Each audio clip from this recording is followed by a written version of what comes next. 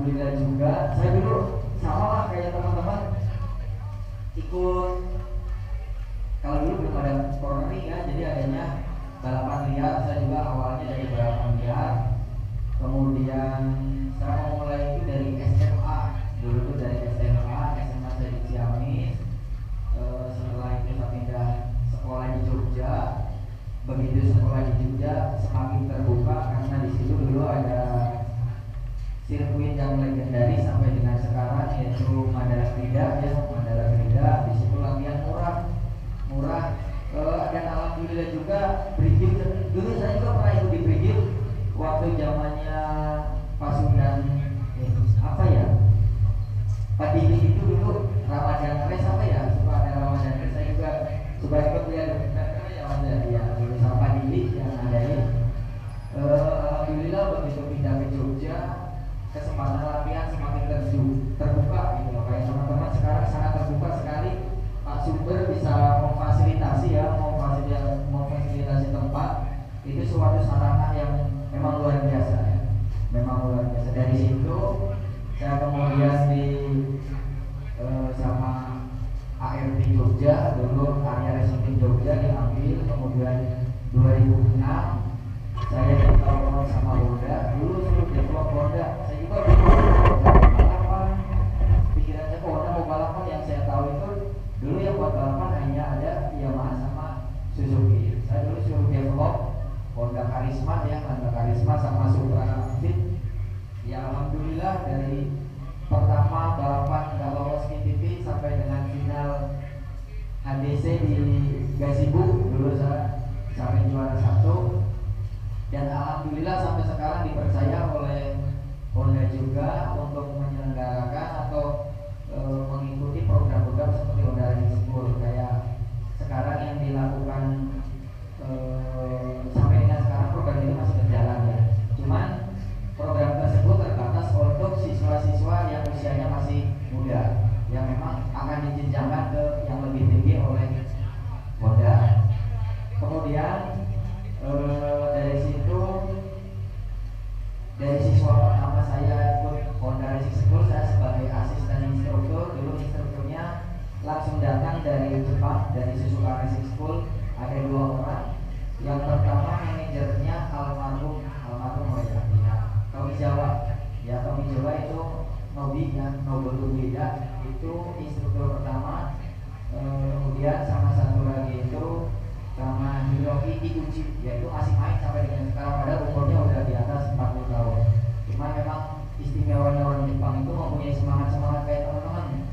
Mau pakai nggak pakai, ibaratnya orang dari itu pakai jaket aja tetap berani, itu semangatnya luar biasa. Suatu hal yang memang jempol lah, buat saya juga jempol. Kayak kemarin saya lihat kaget tuh, pakai jaket, pakai celana jeans, jatuh, berdiri lagi, jalan lagi ya. Apa nggak pada itu akan yang kemarin jatuh pakai jaket, pakai celana jeans, nggak besut nggak sih? Hah? Besut nggak kan? Yang normal sekali ya. Itu dulu angkatan pertama, sekarang lagi di program di CEPI, yaitu Andi Gilang ya. Andi Gilang itu siswa pertama sama Giri Salim. Dulu itu angkatan pertama, alhamdulillah saya ada di situ. Kemudian sampai dengan angkatan yang sekarang masih di hadis Asian Dream Cup, yaitu ada Ferry dari Kalimantan Timur. Dan dari situ saya kumpulin materi ya, pelajaran itu saya kumpulin dan saya peroleh dari AP Honda Thailand, kemudian Suzuka Racing School itu saya kumpulin dan alhamdulillah saya sedikit bisa berbagi lah sama teman-teman. Seperti sekarang juga yang sudah diselenggarakan oleh Pak Sumber, kemudian didukung oleh KJT ya. Boleh kan kita mau mulai ke lembar pertama kan? Ya.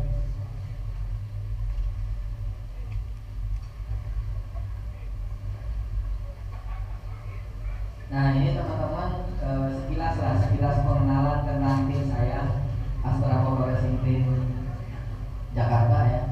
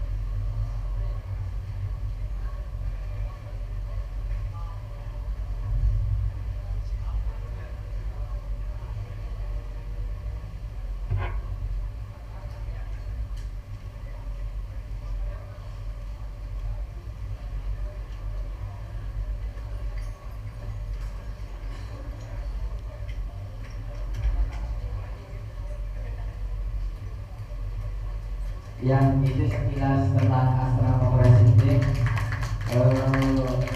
Dari situ nanti kita sekarang saya waktunya berbagi pengalaman. Kalau secara teknik memang yaitu tadi teknik saya dapet, saya kumpulin dari Apemda dulu, kemudian dari Sistem Management School. Lanjut Pak. Nah, kita ke dasar-dasar teknik balap. Ini yang paling mendasar ya, paling mendasar dulu. Jadi yang pertama pemanasan.